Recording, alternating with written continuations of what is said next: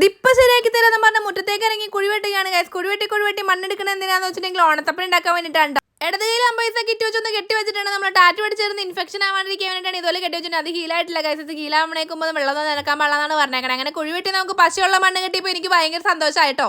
ഇതാണ് ഗൈസ് നമ്മുടെ പശയുള്ള മണ്ണ്. കളർ മാറിയിരിക്കുന്നത് കണ്ട. ഇത് ഇനി നമുക്ക് തോണ്ടി പുറത്തെടുക്കണം കേട്ടോ. അങ്ങനെ വീണ്ടും കുഴിവെട്ടി നമ്മൾ പശയുള്ള മണ്ണൊക്കെ കുറേ അധികം പുറത്തേക്ക് എടുത്തിട്ടോ.